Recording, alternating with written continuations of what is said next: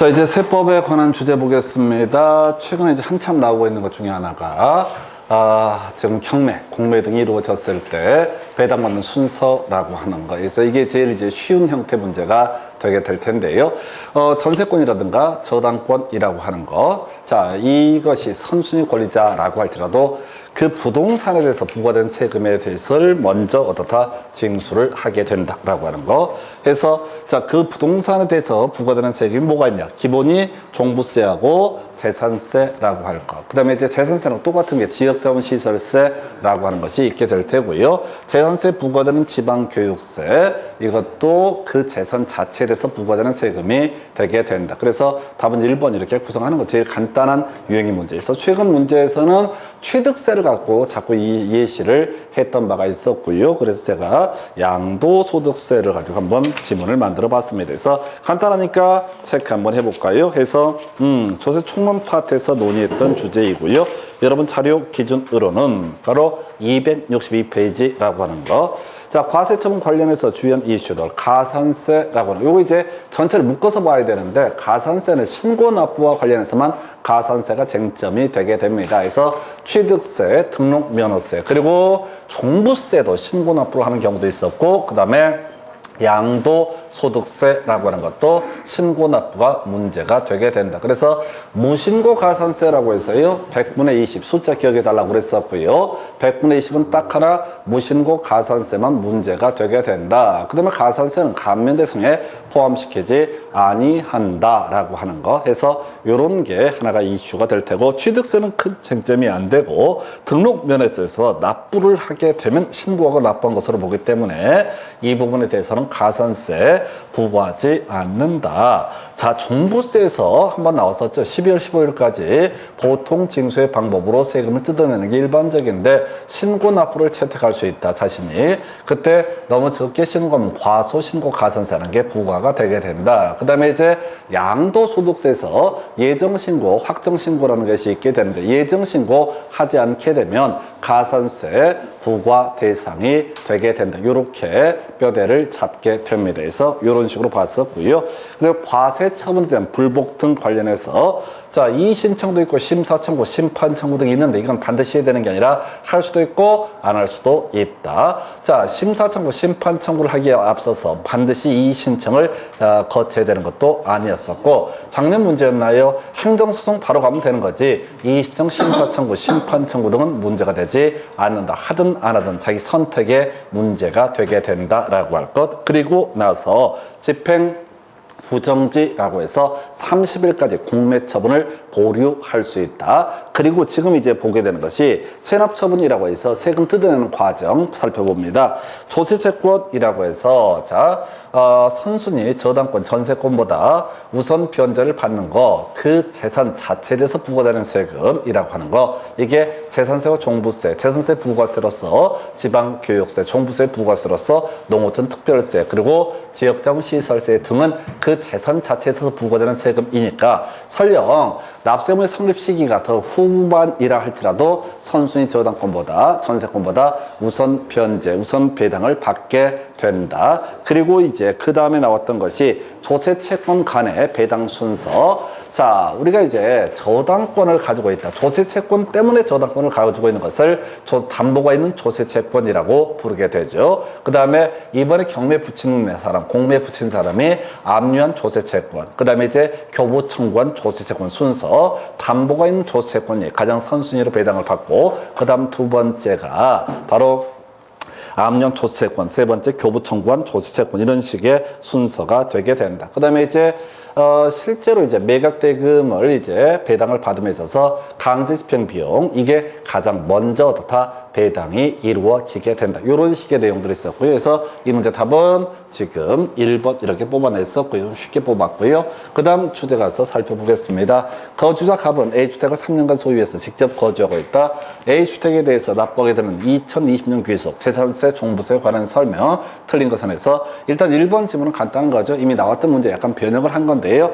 재산세든 종부세든 과세 기준일 매년 6월 1일이 되게 된다라고 할 거. 2번 갑의 고령자 세액공제. 자, 100분의 20을, 자, 종부세 법에 따라서 산출한 세액의 100분의 20을 곱한 금액으로 한다 해서 이거 꼭 기억해 달라고 그랬어요. 자, 해서 60세, 65세, 자, 있었고요. 자, 그 다음에 70세 이렇게 갔었죠. 그래서 60에서 65세, 10%, 65세에서 70세, 20%, 70세 이상 이게 30%, 1, 2, 3 이렇게 갔었고요. 보유 기간별 공제이라고 하는 것이 하나의 이슈가 됐었죠. 5년, 10년, 이렇게 15년 이렇게 가게 되는데 5년 이상 10년 이하가 되게 되면은 이게 얼마였더라? 20%, 10년에서 15년 사이가 되게 되면 40%, 15년 초과하게 되면 넘어서게 되면 이게 50%라고 할 거예요. 그래서 2, 4, 5. 그래서 중복공제가 작년에 문제가 구성이 됐었죠.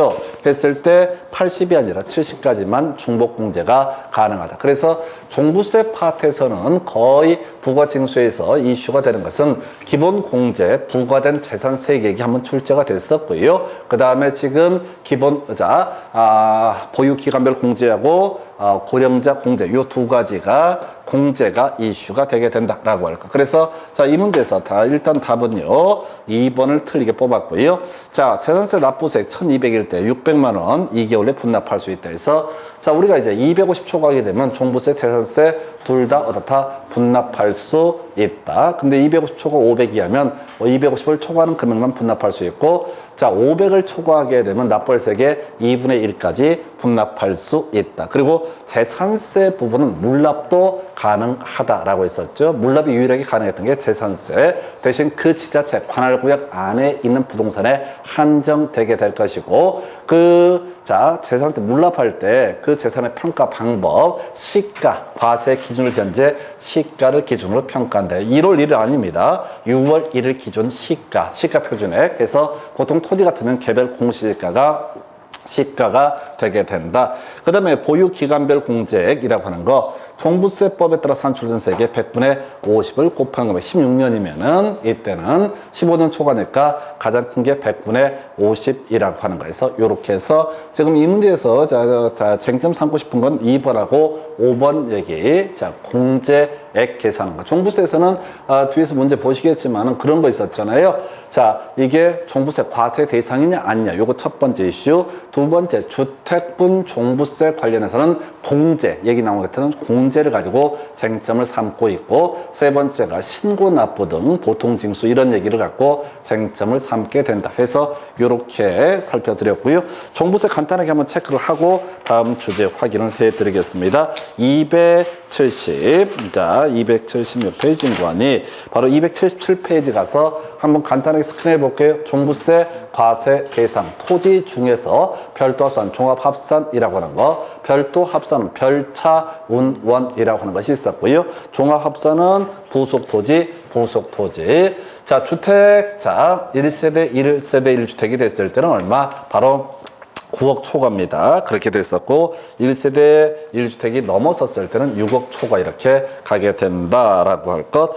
그래서 분리과세 대상 토지하고요, 별장 등은 소위 이제 종부세 과세 대상 아니고, 건물도 당연히 종부세 과세 대상 아니다. 이게 첫 번째 포인트. 다음 페이지 가서 자, 바로 주택분 종부세 관련해서 공제라고 해서 이미 부과된 재산세 기본 공제로서 빼주게 된다. 그리고 보유 기간별 공제하고 연령별 공제라고 하는 거 지금 설명드린 거, 자, 10%, 20%, 30%, 그 다음에 2, 4, 5 합의. 그래서 중복공제 100분의 70이라고 하는 거, 요걸 이슈로 삼아내고 있고요. 종부세 신고 납부도 선택할 수 있다. 그때 파생되는 주제가 가산세라고 하는 것이 이슈가 된다. 분납 등은 큰 쟁점이 되지 않습니다. 그래서 이 정도 해서 답은 2번으로 구성을 한 사례가 되겠습니다. 넘어가세요. 그 다음 주제 가서 확인을 해보겠습니다.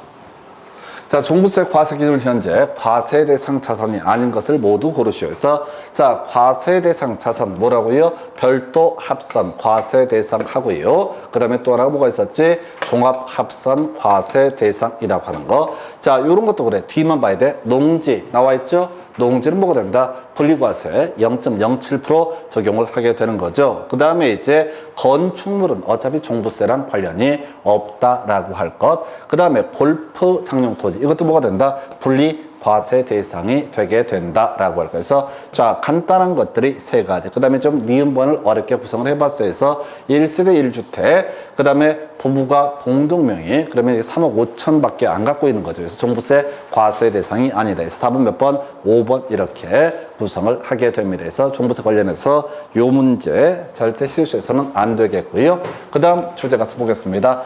자, 요건 좀 쉽게 구성해 봤어요. 재산세 관련해서 별도 합산 과세 별차운원 바로 치고 들어가야 돼요. 자, 이렇게 쉽게 나오는 문제. 작년에는 종합합산 과세 대상이 나왔었거든요. 끝머리 3번의 부속 토지 바로 치고 들어가야 돼. 그래서 별도 합산 과세 대상 토지 별차운원해서 차고지, 그 다음에 운전학원용 토지에서 탑 몇 번? 5번 이렇게 바로 가셔야 돼요. 이걸 괜히 읽어보면 말려버립니다. 읽어버리면 오히려 꼬이게 되는 그런 문제 유형이 되겠습니다. 해서 답은 5번. 이건 쉬웠던 문제 가셨고요. 그 다음 문제 가서 확인해 봅니다.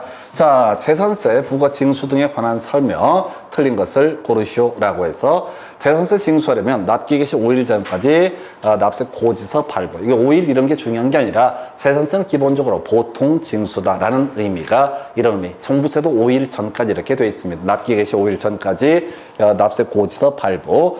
2번 한꺼번에 부과 징수. 주택분 재산세액이죠. 20만 원 이하가 되면 7월 31일까지 한꺼번에 부과 징수한다. 오른편 물납할 수 있습니다. 대신 물납을 하려면 물납 허가 신청이라는 것을 해야 된다. 3번 큰 의미 없고요. 4번 그 지자체 관할구역 안에 있는 부동산에 대해서 어떻다? 물납을 허가할 수 있다. 자, 답은 5번인가요? 이 문제는 상당히 까다롭게 구성이 됐던 사례인데요. 바로 자, 신탁 관련해서 자, 수탁자가 납세 의무자가 되게 된다. 그래서 자, 갑이라는 사람이 X 부동산을 을이라는 수탁자에게 맡겼고 병이라는 사람이 Y 부동산을 또 을이라는 사람을 맡겼다. 그래서 을이 X도 Y도 가지고 있다. 그러면 이제 등기상 명의인 을이 납세 의무자가 되게 된다. 근데 X 부분에서 재산세를 내지 않았을 때 신탁에 다른 재산이 있다면 그 다른 재산에 대해서도 다 압류할 수 있다. 그래서 답은 5번으로 구성을 하게 됩니다. 그래서 좀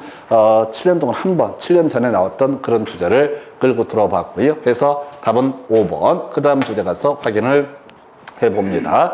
자, 지방세법상 취득세 표준세율에서 중과 기준세를 뺀 세율 해서 그냥 기계적으로 암기죠. 환상이 분분이라고 하는 거. 그 다음에 중과 기준세율 개지과 바로 다이렉트로 치고 들어가셔야 돼. 해서 한번 확인해 볼까요? 여러분 자료 기준으로 재산세 얘기 어디에 나와 있냐면은 자, 지금 뭔 얘기하려고 그랬었지? 그럼 이제 세율 얘기니까 여러분 자료 기준으로 재산세 취득세구나. 취득세를 봐야 되는데 재산세를 봤어요. 그래서 자, 취득세 관련해서 자, 과세 표준부터 가겠습니다. 한번 정리를 해 보겠습니다. 그래서 자, 여러분 자료 과세 표준 266페이지부터 나와 있죠. 해서 일단은 취득세 과세 표준이라고 하는 거. 자, 원칙은 신고한 금액 이렇게 가는데 이건 한 번 지문 구성되고 의미 없었고요. 예외 시가 표준액 더더욱 의미 없고요. 이 파트에서 출제할 때는 그저 쟁점이 사실상 취득액이 취득세 과세 표준으로 삼는 케이스 국외 판법 공검. 그 중에서 가장 많이 예심 던져놓은 게 요즘에는 검증이라고 하는 거. 요걸 이제 항상 던져주게 됩니다. 그래서 부동산 거래 신고 등에 관한 법률에 따라서 실거래가 신고하게 되면 시군구에서 검증할 수 있고 검증이 있게 되면 이미 지자체에서 알고 있으니까 사실상 취득액이 취득세 과세 표준으로 삼게 된다. 그래서 국외 판법 공검 요거 내면 유치한 문제. 한편 사실상 취득액을 판단함에 있어서 사실상 취득액 범주에 포함되는 것과 제외되는 것 이게 이제 한 문제짜리죠. 그래서 판이 보부할비라고 하는 것은 제외되게 된다. 알면서도 겁나 어려운 문제. 판이 보부할비에서 판매 비용이라고 하는 거, 이용 비용이라고 하는 거, 보상 비용, 부가가치세, 그 다음에 할인 받은 금액, 그 외 법인 아닌 자가 된 중개 보수 등 법인 아닌 자 이런 게 포인트가 됐었죠. 그래서 이런 부분은 사실상 취득회계 범죄에 포함을 시키게 된다. 간주 취득에서 조금 이따 문제 가지고요. 바로 법인, 과점 주제기는 좀 이따 설명드리겠고, 세율 보겠습니다. 세율이라고 하는 거, 표준 세율 가보겠습니다. 원시 취득 2.8%, 유상승계 취득 1, 2, 3, 4 이렇게 가는데, 먼저 1%, 그게 주택 6억 이하가 되면 1%, 6억에서 9억 사이에서는 약 2%인데, 그렇게 외우면 안 된다고 그랬었고요. 그 다음에 그 9억 초과하게 되면은 지금 이제 3%, 농지에 대한 유상승계 취득 3%, 주택 농지의 부동산의 유상승계 취득은 4% 이렇게 봤죠. 그래서 유상승계 취득할 때 매매만 나오는 것이 아니라 주로 교환 같은 것이 예시값으로 던져주게 됩니다. 그래서 우리 민법 공부하실 때 계약법 파트에서 유상계약이라고 하는 게 매매, 교환, 임대차 이런 식으로 가게 되죠. 그래서 유상계약에 대해서는 매매에 관한 규정을 준용한다. 그래서 매매 비용이라든가 매도인의 담보 책임, 어디 교환 계약이라든가 또는 임대차 계약에도 준용이 되게 된다. 그런 얘기가 왔었고요. 다시 돌아와서 무상승계 취득 상속과 상속 외 원인 구별하면서 상속, 농지된 상속은 2.3%, 농지의 부동산의 상속은 2.8%, 한편 증여 비영리 사업자 아예 외우고 들어가야 되죠. 2.8%, 공유물의 분할 등 2.3% 이렇게 갑니다. 그리고 나서 다음 페이지 가면 표준세율 마이너스 중과 기준세율 환상의 분본. 최근 문제 마지막 구성은 환매 등기를 병행하는 점점점 요걸 갖고 표준세율이나 중과 기준세율 2%를 합한 세율에서 틀리게 답을 뽑아냈었고요. 개지과라고 하는, 개지과에서는 개수라고 해서 가액 증가, 면적 증가가 없는 경우에 한한다. 그 다음에 지목 변경 있겠고, 그 다음에 과점 주제 취득 이런 식으로 논의를 합니다. 그래서 개지과까지 여기까지 해서 요건 방법이 뭐 그 뒤에 중과 세율 이런 것들이 있는데 큰 의미는 없겠고요. 그죠?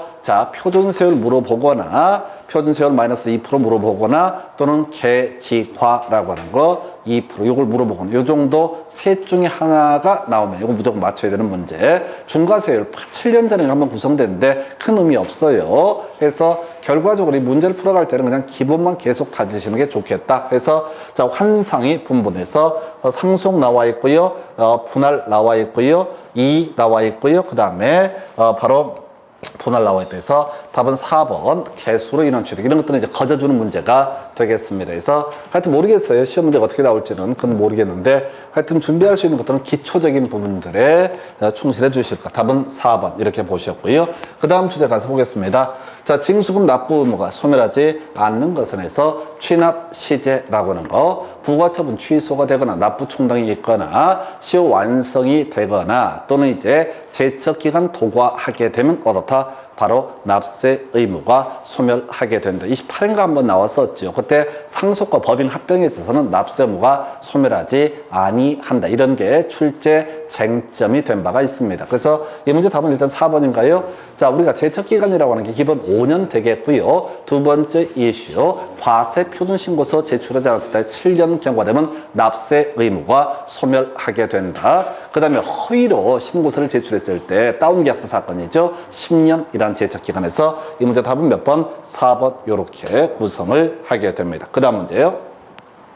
거주자갑의 A 상장, B 상장 법인에 대한 주식 보유 현황 아래와 같다라고 해서 일단 취득으로 간주된 지분 비율에서 요 문제 주의하셔야 돼. 29회 때인가 관련해서 나왔던 것이 이게 이제 과점 주주가 있냐 아니냐, 즉 간주 취득세가 부과가 되느냐 되지 않느냐를 갖고 쟁점을 삼아냈습니다. 그리고 이 문제가 원래 23회 때 문제가 그런데 이 문제가 이제 주기상 낼 때가 됐거든요. 해서 결국 이제 간주 취득 관련해서는 두 가지 이슈, 이 사람이 과점 주주냐 아니냐 이게 따져보는 게 첫 번째 이슈. 그 문제를 가지고 29회 때인가 한번 구성이 됐고, 그러면 이 사람이 가점 주주라고 전제했을 때 얼마나 이 사람한테 세금을 때릴 거냐. 우리가 이제 앞에서 과세 표준이라고 하는 거, 개지과라고 하는 거, 이거 관련해서 지금 세율을 미리 봤어요. 중과 긴세율 2%를 적용을 한다라고 이렇게 논의가 됐고, 그러면 과세 표준 어떻게 볼 거냐? 2015년도 만주 중에 5,000주, 그럼 과점 주주가 아니다. 50% 초과해서 보유하고 있어야만 어떻다? 과점 주주가 되게 된다. 물론 이제 특수 관계인에서 합쳐서 50% 초과하면 이것은 과점 주주가 될 수 있다. 이게 최근에 나왔던 문제였었고요. 자, 여기서 주어진 데이터 두 번째 6,000주가 됐습니다. 그럼 50% 초과될까? 이때 과점 주주. 그래서 이때 니은 부분에 있어서 이 사람은 니은 부분에서 얼마? 60%라고 하는 거. 60%를 얻었다. 그 법인 등의 소유하는 부동산 등 중에서 60%를 취득한 것으로 보게 된다라고 할 것. 해서 이게 이제 60%를 내야 되고요. 그 다음에 주식 양도하고 나서 다시 3,000주로 줄어들었습니다. 그리고 나서 다시 얼마? 바로 여기 보니까 8,000주가 됐어. 그러면 앞에서 60% 냈던 부분 또 내는 게 아니라 20%만 추가해서 넣다. 바로 취득세 과세표준 삼게 된다라고 해서 지금 보니까 지금 2019년 기준 마지막이죠. 이때는 얼마? 20% 부분만 얻어다 간주취득세 과세표준 삼아서 내게 된다라고 할 거. 이렇게 정리를 합니다. 그래서 답은 2번. 해서 이런 유형의 문제가요. 사실은 아까 우리가 있었잖아요. 취득세 관련해서 논의했던 것 중에 하나가 국외 판부 공급 관련해서 판이 보부 할비 그런 문제 어렵게 구성하는데 맥락만 파악하면 딱딱 쉽게 뭐 계산적으로 뭐고 없듯이 이것도 마찬가지예요. 문제를 통째로 아예 외우고 들어갈 사례가 되겠습니다. 답은 2번 이렇게 뽑아냈고요. 그 다음 문제 가서 확인해 보겠습니다.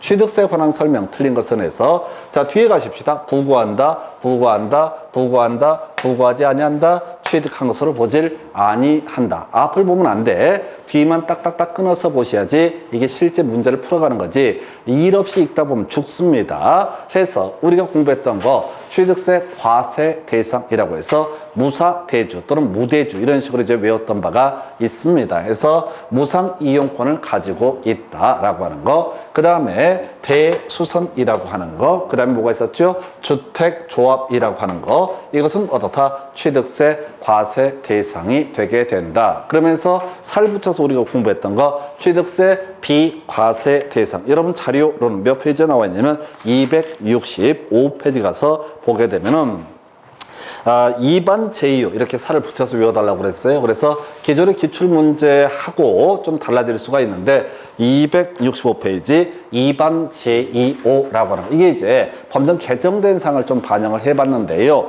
이행하지 아니하고 반대급부는 나올 가능성이 낮아요. 지문이 너무 길어지기 때문에 해서 이행하지 아니하고 하고 반대급부 대수선 제외 그동안 많이 나왔던 것이 대수선 제외라는 개념이 되겠고요. 그 다음에 이제 이전이란 표현 들어가면 어떻다? 취득세 비과세 대상. 그 다음에 50만 원 이하 취득에 대해서 어떻다? 취득세 비과세 대상에서 무대주 2반 제2호 무대주는 취득세 과세 대상이고 2반 제2호는 취득세 비과세 대상이 되게 된다. 이렇게 해서 자, 좀 새로 바뀐 걸 보셨어. 그래서 결과적으로 뒤를 봐야 돼. 부과한다 라고 하는 거. 그 앞에 뭐가 있어야 돼? 무대주. 일단 부과한다 그러면 어떻다? 무대주라고 해서 뭐가 나와 있어요? 무상 이용권을 제공받았다. 그러면 취득세 과세 대상이 된다. 이게 이제 저 케이스라고 그랬어요. 과천 서울랜드 케이스. 자, 땅 사가지고 서울시에 기부 체납을 약속을 했던 사례. 그러면 이 사람은 어떻다? 무상 이용권 25년인가 가지고 있었거든요. 지금 현행법에 따르게 되면 그렇게 과천 서울랜드를 서울시에 기부했던 그 사람은 바로 취득세를 이제는 내야 된다. 그 당시 법에서는 안 냈습니다. 그래서 어쨌든 부과한다. 두 번째 보니까 부과한다. 주택조합 나와 있죠? 주택조합은 어떻다? 부과한다. 무대주 이게 해당이 되잖아. 세 번째 부과한다. 좀 얘기가 틀리네. 직계 좀비속 나와 있으면 무조건 뭐가 된다? 유상승계취득. 유상승계취득이든 무상승계취득은 당연히 어떻다? 취득세 과세가 이루어지는 거죠. 그래서 이것도 취득세 내야 되고요. 그 다음에 자 부담부 증여라고 해서 부담부 증여도 취득세 내야 됩니다. 항상 예를 들면 이런 식이잖아. 갑소유 X 부동산에 대해서 1억 정도의 가치가 있는 부동산인데 을한테 돈 1,000만 원 빌리고 저당권 설정을 해놓은 상태가 되게 된다. 자 그러면 이 병이란 사람이 이걸 증여를 받았다라고 했을 때 이걸 이름하여 부담부 증여, 저당부 또 안고 있으니까 그래서 9천만 원 부분에 대해서는 무상승계 취득세 내야 됩니다. 아까 우리가 무상승계 취득 비영리 사업자 같으면 자 2.8%지만 일반적으로는 3.5%의 자 취득세 내야 될 것이고요. 1,000만 원 부분에 대해서는 유상승계 취득 아까 주택과 농지가 아닌 바에 얼마 4% 취득세 내야 된다. 그래서 답 몇 번? 4번 틀리게 구성이 됐죠. 그래서 약간 응용 들어간 거야. 해서 이반 제휴 부과하지 아니한다 이 얘기하고 약간 요건 이제 응용을 해서 유상승계 취득과 무상승계 취득 얘기를 끌고 들어왔습니다. 그래서 답은 4번 되겠고요. 5번 맨날 깔아주는 지문이죠. 법인 설립한 후에 과점 주주가 되게 되면 이때는 어떻게 된다? 법인 설립한 후에 과점 주주가 되게 되면 이때는 그 법인 등의 부동산 등을 취득한 것으로 본다. 아까 얼마만큼? 아까 60에 20 이런 식으로 공부를 하셨어요. 자 그렇다 치고 여기서는 뭐라고요? 법인 설립 시에 과점 주주가 됐을 때는 어떻다? 이때는 취득한 것으로 보질 아니한다. 간주취득세 과세되지 아니한다. 그래서 일단은 답은 4번 이렇게 뽑았고요. 일단은 기본 틀 가야 돼. 무대주 취득세 과세 대상. 그 다음에 이반 제휴 어떻다? 취득세 비과세 대상. 이반 제휴. 그래서 이게 의미를 새기지 마시고 먼저 공식을 외운 다음에 다 외워지면 그때 가서 의미를 보셔야 돼. 그리고 이런 식의 문제를 보실 때 뒤만 딱딱딱 끊어서 보게 되면 외웠던 게 기억이 나고요. 안 그러면요 완전 개판돼 버립니다. 하여튼 공부 더럽게 안 하는 인간들이 시험 볼 때 그날만 최선을 다해. 그러니까 있던 실력까지 작살나는 겁니다. 해서 읽지 마시고 키워드 끊어가실 것. 해서 이 문제 답은 4번 이렇게 뽑아냈고요. 그 다음 문제 가서 확인해 보겠습니다.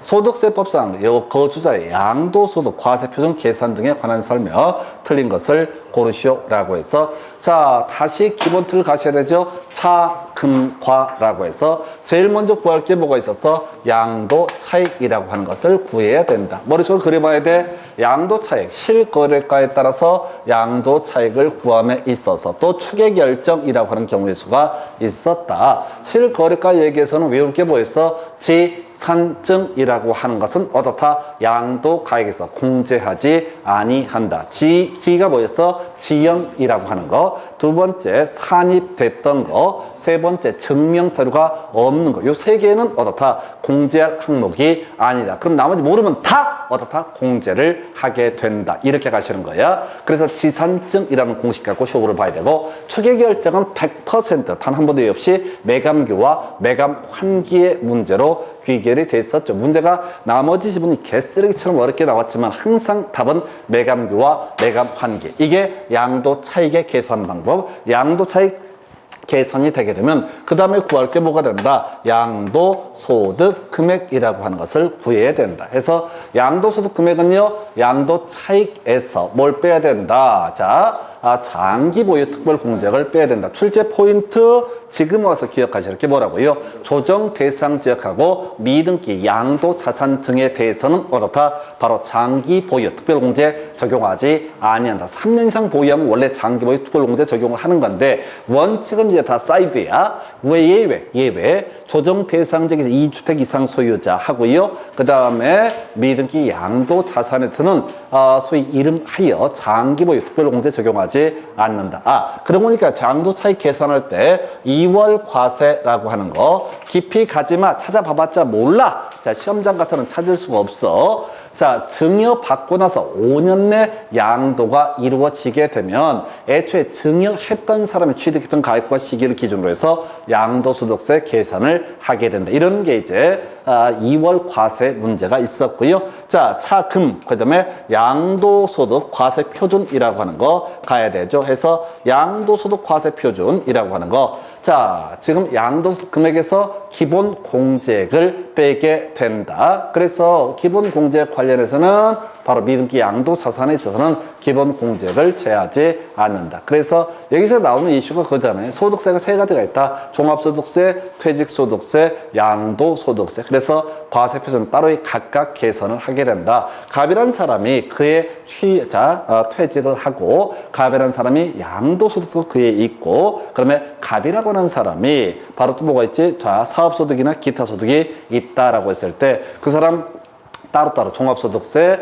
그 다음에 양도소득세, 취득세, 소득세, 다시 퇴직소득세 이렇게 각각 내게 되고 거기다가 250만 원씩 공제를 붙일 수가 있다. 그래서 3번 팔아봤잖아요. 양도소득. 한 번밖에 공제 못합니다. 근데 3가지 소득이 있다. 퇴직소득, 종합소득이란 말은 없지만 사업소득 등이 있다.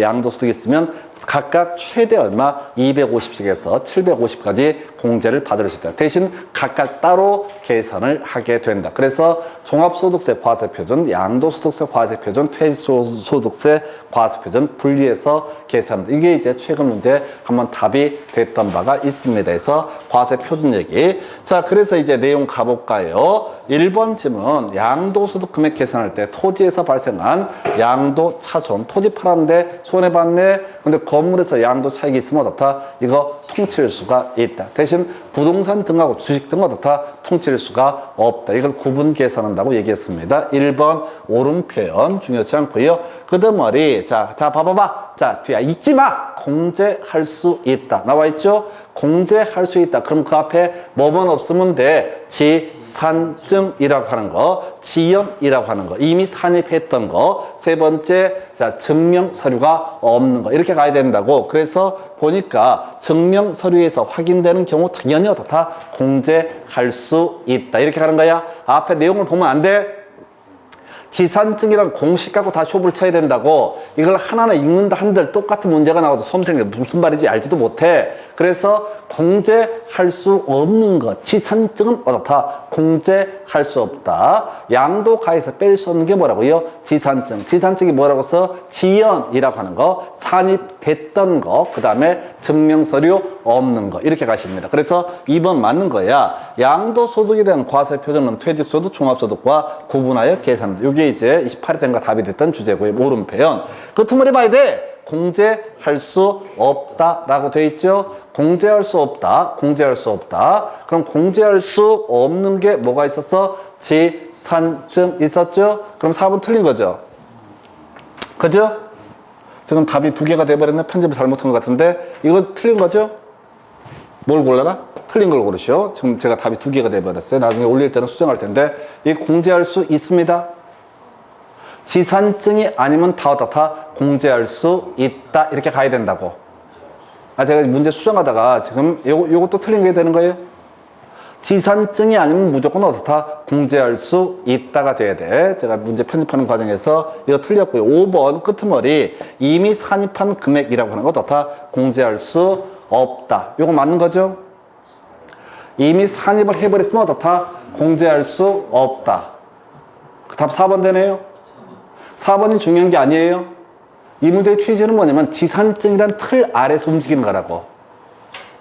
다시 답은 4번이 될 텐데 4번 자체가 중요한 게 아니라 지산증 아니면 다 어떻다? 지산증 이 3개는 어떻다? 공제할 수 없다가 되네요. 지연 들어가면 어떻다? 공제할 수 없다. 이미 산입돼 버린 거 어떻다? 공제할 수 없다라고 할 거. 그 다음에 증명서류가 없으면 어떻다? 공제할 수 없다. 근데 증명서류 있으니까 어떻다? 공제할 수 있다. 그래서 1번하고 3번은 일단 나가리 딴 문제로 이제 좀 간단한 주제고 이 문제에서 취지는 뭐라고요? 지산증이라는 거 어떻다? 공제할 수. 지산증에 걸리게 되면은 그때는 어떻다? 공제할 수 없다. 그래서 부가가치세 우름 나와 있잖아요. 오늘 제가 문제 만들면서 이제 저도 답이 2개가 되서 깜짝 놀랐는데 일단 답은 4번으로 구성을 하게 됩니다. 그래서 부가가치세 이런 것들 다 어떻다고요? 결국 공제를 해준다 이런 얘기지. 우리가 상가 같은 거 매수할 때 말입니다. 부가가치세 우리 시험 범위는 벗어나는데 부가가치세 내거든요. 상가를 토지 살 때는 부가가치세 안 나오는데 상가를 살 때는 부가가치세를 내야 된다고요. 해서 상가 부분은 이제 토지와 건물을 묶어 사니까 그 보통 공시가격의 한 반 정도를 부가가치세를 기준으로 해서 부가가치세가 떨어지게 되는데 지금 이게 중요한 게 아니라 이 문제에서 키워드는 뭐라고요? 공제할 수 있다 없다. 공제할 수 없었던 거 지연이라고 하는 거 이미 산입돼 버리는 거. 그 다음에 3번째 증명서류가 없는 것은 어떻다? 공제할 수 없다. 이 틀로 가셔야 돼. 나머지 벗어나는 지문들을 신경 쓰시면 안 돼. 이걸 절대 근데 그 내용 자체를 소화를 하는 건 인간이 할 수가 없습니다. 그래서 그저 모든 얘기, 바로 지산증이라고 하는 개념 가지고 정리합니다. 그래서 이 문제 답은 4번을 가지고 지금 틀리게 구성을 했고요. 그 다음 주제 가서 살펴보겠습니다. 자, 거주자의 양도소득세 신고 및 납부. 자, 미리 답. 지금까지 7년 동안 나왔던 답 3가지 이슈로 가야 되죠. 자, 뭐야? 예정 신고 납부해야 됩니다. 예정 신고 납부해야 됩니다. 예정 신고해야 됩니다. 여기서 파생되는 주제가 뭐라고 그랬어요? 바로 분할 납부 가능하다. 자, 그래서 1,000만 원 초과하게 되면 1,000만 원 초과 2,000만 원 이하가 되면 납부할세계 1,000만 원을 초과하는 금액까지 분납할 수 있다. 그 다음에 2,000만 원 초과하면 납부할세계 2분의 1까지 분납할 수 있다. 이렇게 이제 하나 봤었고요. 두 번째 이슈가 되는 게 바로 자, 예정 신고 등을 하지 않게 되면 어떻다? 가산세가 부과가 되게 된다. 우리 앞에서 가산세, 무신고 가산세 이런 거 있었잖아요. 100분의 20 있었잖아요. 가산세는 감면대상에 포함시키지 아니한다. 그래서 답이 이제 이 얘기고, 세 번째가 원칙적으로 자, 예정 신고를 하면은 확정 신고 안 해도 되지만 시험에 뜨는 건 예외 파트.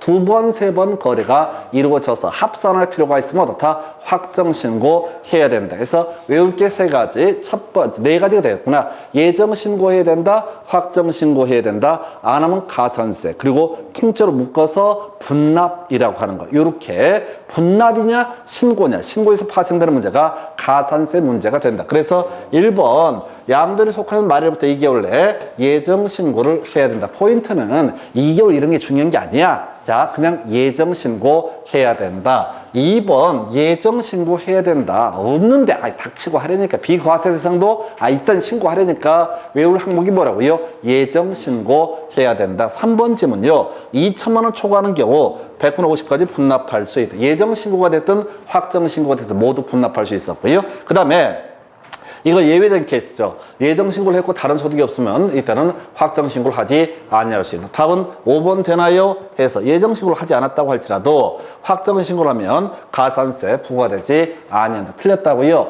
예정 신고를 꼭 해야 된다라는 주제와 같이 연결되는 게 어떻다? 안 하면 가산세를 부과한다. 그래서 지금 출제 이슈, 지금 자 7년 동안 3번인가 4번 구성해야 되는데 꼭 예정 신고해야 된다. 자, 그 다음에 확정 신고도 예외적으로 꼭 해야 된다. 분납이라고 하는 거. 예정 신고 등을 하지 않게 되면 바로 무슨 문제? 바로 자 가산세를 때려맞게 된다라고 할 거예요. 그래서 이 문제 답은 5번 이렇게 구성을 하고 있습니다. 그 다음 주제 가서 살펴보겠습니다.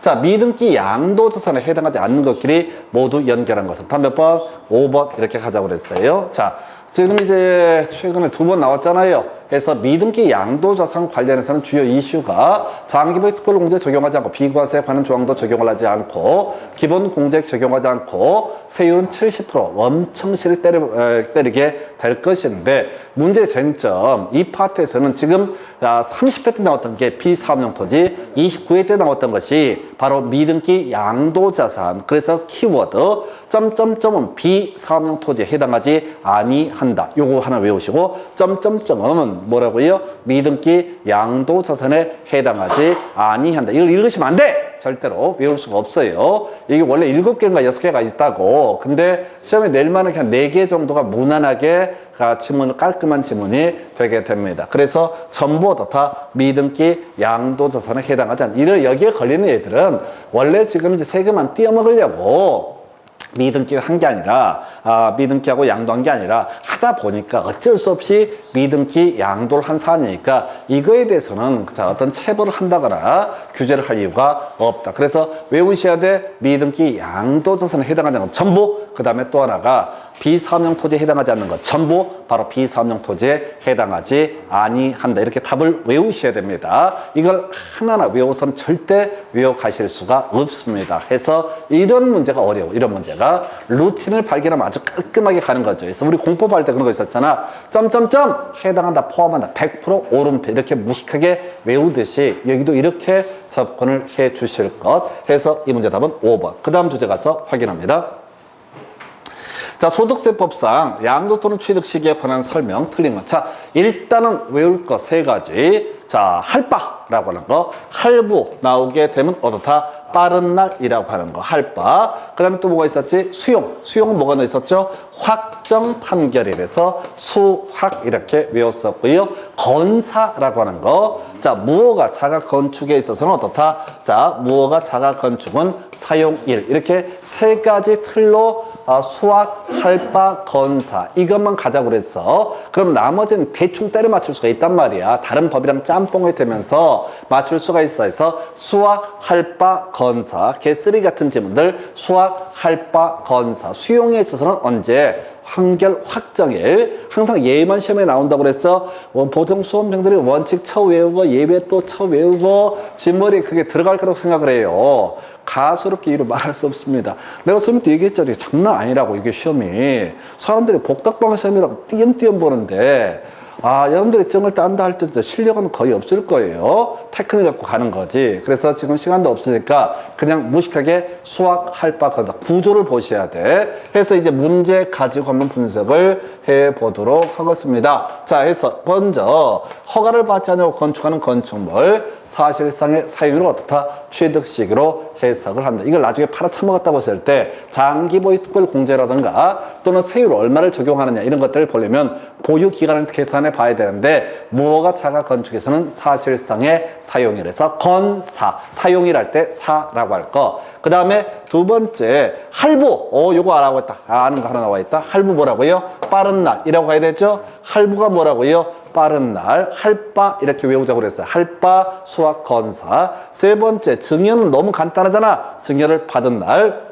그 다음에 환지처분 하게 되면 무조건 이것만 가자고 그랬어. 도시개발법에서 언제 소유권 취득한다? 환지처분 공고일의 다음날. 물론 법에는 원칙이 있어. 원칙은 시험에 안 나와. 원칙 내면 출제 오류니까 무조건 얘만 가지고 구성을 하는 거야. 그래서 답이요.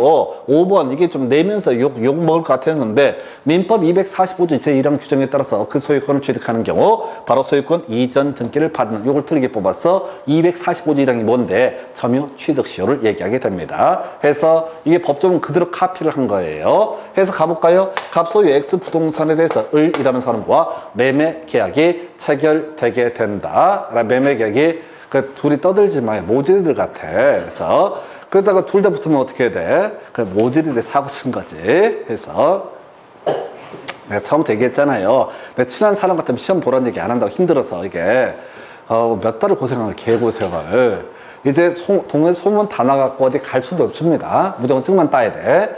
그렇게 하려면 어떻게 해야 돼? 지금부터라도 짧게 치고 들어가. 이게 좀 짜증나는 문제인데 이렇게 내면 좀 욕 나오는 그런 문제입니다. 그래서 다시 갈게요. 갑과 을 사이에 매매 계약이 체결됐다. 그러면 을이 소유권, 자, 잔금을 지급해도 등기를 넘겨받지 못하게 되면 어떻다? 이 사람 소유권을 취득하지 못한다. 근데 지크라고 믿고서 20년간 소유의사로 평온공연하게 점유를 하게 된다. 20년 지나게 되면 을은 어떻다? 소유권을 취득한다. 아니라니까 등기 청구권만 발생이 되게 된다. 그래서 등기 청구권 행사를 해서 소유권 이전 등기를 넘겨받게 되면 그때 이제 소유권을 바로 그날 취득하는 것이 아니라 점유를 개시한 때로 해서 소급해서 어떻다? 소유권을 취득하는. 물론 민법에서 이슈가 됐던 것은 그 사이에 혹시 등기 명의에서 근저당권이 설정되어 있으면 그 근저당권은 어떻다? 유효한 것으로 해석을 하게 된다라고 하는 이런 것들도 이제 기슈가 됐고요. 그래서 이거 좀 어렵게 나왔습니다. 그래서 이게 법조문 그대로 카피하다 보니까 이게 하여튼 좀 미안하긴 한데 어차피 이거 카피하면서 이게 만약에 내가 출제되면 수험생들이 욕 뒤지게 하겠구나. 뭐 개새끼 소새끼 하면서 245조량이 뭔지 어떻게 하냐고. 하여튼간에 점유를 개시한 날 이렇게 갑니다. 그래서 자 그런 거 있었죠. 원칙적 여러분 자료에 한번 가서 한번 체크해 볼까요? 이건 간단하니까. 그래서 양도소득세, 양도취득시기라고 해서 여러분 자료 몇 페이지에 나와 있었냐면요. 거기 자 285페이지 일반적 취득 양도에서 거기 밑줄 그어준 거 있잖아요. 등기 접수일 나와 있죠. 285페이지 제일 하단부에 일반적 취득 양도에서 등기 접수일 나와 있죠? 읽지 말자고 그랬어요. 읽으면 머리 터져요. 그건 답이 안 된다고 그랬어. 얘는 항상 옳게 뽑고요. 특수한 취득 양도에서 할 바에서 할부 나오게 되면 언제? 빠른 날. 점유 취득 시효 요것도 이제 법률 행위에 따른 부동산 물권 변동입니다. 등기해야지 효력 발생하니까 해서 점유를 개시한 때 점유 취득시효 있었고요. 그 다음에 증여를 받은 날 어렵지 않고요. 그 다음에 이제 법률 규정에서 수확 건사 수용 나와 있죠. 판결 확정일. 그 다음에 이제 무허가 자가 건축은 뭐라고요? 사실상의 사용일. 그리고 중간에 이제 환지처분 공고일의 다음 날이라는 이런 게 나와 있다고. 그러니까 이거를 여러분 머리를 스스로 믿으셔야 돼. 그래서 그걸 하나하나 꼼꼼히 가겠다는 생각보다는 이게 도시개발법 공법할 때 더럽게 했던 게 환지처분 공고일의 다음 날 뒤지게 외웠잖아. 대충 가는 거야. 어차피 시험은 예용한 구성이 되니까 원칙은 아예 신경을 쓰지 마실 것. 그래서 여러분들 공부하셔봤자 솔직히 말씀드리면 시험 끝나고 나시면 아무것도 모릅니다. 아무것도 참 깝깝할 정도야. 생각을 해보세요. 이렇게 계속 해도 잊어버리는데 점 따고 나서 죽기 살기 누가 공부를 하겠어. 쓸모도 없는데. 그래서 잊어버릴 거니까 우선 증이나 따시자. 이게 이제 수확할 바 건사 이렇게 정리해 드렸습니다. 그래서 답은 5번 되겠고요. 그 다음 주제 가서 보겠습니다. 1세대 1주택 재주택 양도소득 비과세에 관한 설명 틀린 것. 자, 요거 이렇게 갔었죠. 자, 국내 소득 9억 이하의 1세대 1주택 소유자의 주택 양도소득에 대해서는 비과세. 물론 조정 대상 지역은 2년 보유, 2년 거주 요건을 충족을 해야 되고 조정 대상 지역 외 지역에서는 2년 보유 요건만 충족을 하면 된다. 이런 식으로 논의의 쟁점을 삼았던 바가 있습니다. 그래서 1번. 주택 개수 셀 때 주택의 연면적이 주택 외 부분의 연면적보다 적거나 같을 때 이게 상가가 60%다 주택이 40%다 그러면 주택 부분은 비과세가 되겠지만 상가 부분은 어떻다? 과세. 50% 부분은 주택이 아니니까 과세가 이루어진다고 이 얘기가 되겠고 1번 질문. 그래서 주택 외 부분은 주택으로 보질 아니한다. 다가구 주택 통매매 하게 되면 하나의 매매 단지를 하게 되면 이때는 어떻다? 한 개 주택으로 해석한다. 그래서 8억짜리 서울에 있는 원룸 한 동을 한꺼번에 매매하고 그 사람이 1세대 1주택의 요건을 충족을 했다. 2년 보유 2년 거주 요건 충족했으면 비과세 혜택을 받게 된다. 이런 논리 구조가 되겠습니다. 건설 임대주택, 이 임대주택은 몇 년? 5년 동안 거주해야 되죠. 일반 주택은 얼마? 1년 거주해야 되고요. 해외 이주하면 출국일로부터 얼마? 2년. 해서 얼마? 출국일로부터 2년. 읽지 말라고 그랬어요. 이런 거 쳐있게 되면 큰일 납니다. 영향가 없는 파트예요. 그래서 답이 몇 번? 5번 이렇게 가게 됩니다. 왜? 1번부터 4번까지가 너무나 명확하니까 5번. 5번은 별 의미 없습니다. 해서 거주자가 해당 주택을 임대하기 위해서 임대사업자 등록등을 한 경우로서 그 주택을 양도하는 경우 거주기간 요건을 충족하지 않더라도 비과세에서 틀렸죠. 이게 이제 결국은 이때는 자기가 임대사업자 등록해놓고 나서 몇 년 하기로 했어. 근데 그 기간 지나기 전에 팔고 뜬다. 당연히 거주요건 충족해야 좋다. 비과세 혜택을 받을 수 있다. 근데 이거는 신경 쓰시면 안 돼. 5번은 사실 5번을 알자고 만든 건 아니고요. 1번부터 4번까지 무난한 내용들 다시 갑시다. 일반 주택은 1년 이상 거주, 임대주택은 5년 이상 거주, 그 다음에 출국일로부터 얼마? 2년 내 양도한다. 그래서 이런 것들은 어떻다? 아까 2년 보유, 2년 거주 이런 요건 등을 충족하지 않더라도 비과세 혜택을 받을 수 있다. 근데 이 얘기를 한꺼번에 다 지문에 넣을 수는 없어요. 너무 길기 때문에. 그래서 아주 심플하게 가실 거예요. 그래서 이 문제 답은 5번. 그 다음 주제 가서 살펴봅니다. 지방세법상 취득세 부과 징수 등 틀린 것을 해서 지금 보니까 뒤에 보십시다. 각각을 취득자로 본다라고 해서 앞에 보니까 사실상 취득하면 나와 있죠. 별로 안 중요해. 대충 흘러가실 지문. 그래서 2번 지문요. 등기, 관서 등의 접수하는 날까지 취득세 신고 납부해야 된다. 요건 이제 중요하다기보다는 항상 우리가 60일 6개월이 원칙이었었죠. 근데 그전에 먼저 등기 등을 할 때는 미리 다 납부를 해야 된다라고 하는 거. 등기 신청서를 접수하는 날까지. 여기까지 안 중요하다고 우리가 취득세 신고 납부에서는 안 했을 때 가산금 등이 문제가 되게 된다 해서 따라하지 마요. 좀 이상해 보여.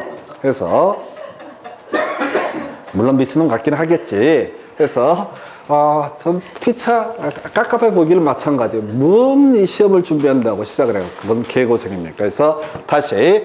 자, 지금 이제 미신고 전매기 나와 있죠. 자, 과세 물건을 사실상 취득하는 신고를 하지 않고 매각하는 경우 얼마? 100분의 80 되겠고요. 그 다음에 장부 미보존 얼마? 100분의 10이라고 하는 거에서 3번, 5번 지문이 주요 이슈. 나머지는 떠도 전혀 안 중요해.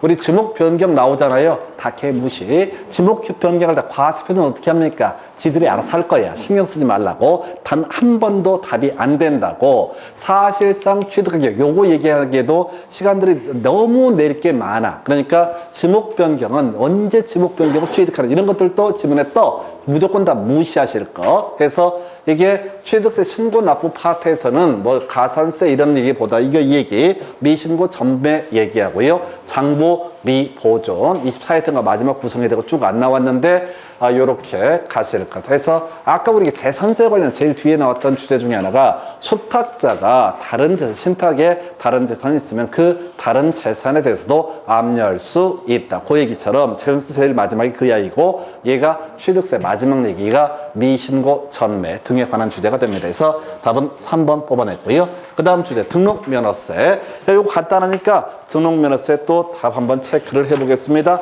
등록면허세 첫 번째 출제 포인트 등록면허세 과세 비과세 대상이라고 해서 여러분 요약집 기준으로 269페이지 첫 번째 바로 과세 대상부터 비과세 대상부터 가보도록 합니다. 국가 지자체 압류 말소 등기 경정 등기 이런 것들 다 등록 면허세 비과세. 두 번째 무덤 묘지 들어간 것도 다 등록 면허세 비과세. 제일 위하고 제일 밑에는 다 비과세. 그리고 제일 이슈가 되는 게 이제 취득세 과세 대상 물건을 취득하고 취득세를 내버리게 되면 다 등록 면허세 비과세가 되게 된다. 근데 취득세 과세 대상 물건을 취득하고 취득세를 안 낸 경우 두 가지가 있더라. 해서 신고 7년이라는 기간, 제척기간 도과에 대해서 취득세 납세 의무가 소멸하고 그 후에 등기 등록을 하고자 할 때 이때는 등록 면허세 내야 된다. 두 번째 이슈가 될 게 50만 원 이하의 취득, 요거 다 등록 면허세 내야 된다. 결국 이제 이 파트에서는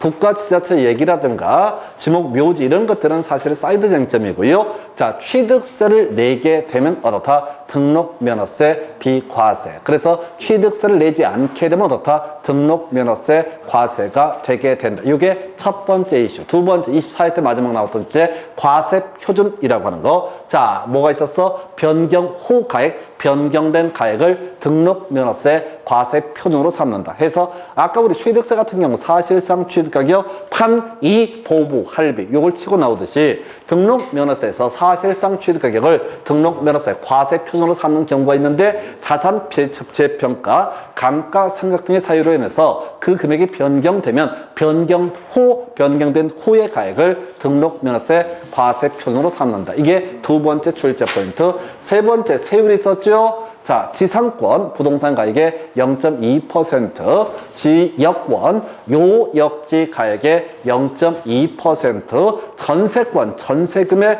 0.2%, 임차권 월 임대차 금액의 0.2%, 저당권 채권 금액이 얼마? 0.2%라고 하는 거. 요거 세율 요 정도는 알고 가야 돼. 요걸 뛰어넘는 세율은 다 개소리니까 신경 쓰지 마실 것. 물론 6,000원 얘기 있었죠? 자, 말소 등기나 뭐 이런 거 할 때 얼마? 6,000원 한다. 6,000원 계산했는데 안 나온다. 그래도 6,000원으로 등록면허세 세액을 결정을 하게 된다라고 할 것. 그리고 또 뭐가 있었더라? 자, 신고 납부 관련해서 먼저 납세지라고 하는 거. 공통적으로 취득세, 등록면허세, 재산세, 부동산의 소재지가 다 납세지가 되게 된다. 그래서 납세지를 가지고 출제 쟁점을 삼아낼 때는 등록면허세에서 장난을 치게 되죠. 왜? 예외가 있거든. 해서 그 부동산의 소재지가 납세지가 돼야 될 텐데 예외 등록한 소재지를 납세지로 할 수 있다라는 특이한 주제. 그리고 자, 하이라이트 신고 납부 문제 반 얘기서 나왔었죠. 만약에 신고하고 납부를 해야 된다. 근데 자, 만약에 납부만 하게 되면 신고하고 납부한 것을 보기 때문에 무신고 가산 부과하지 않는다. 해서 질문 보겠습니다. 자, 취득세, 부과 제적기간이 경과된 주택의 등기,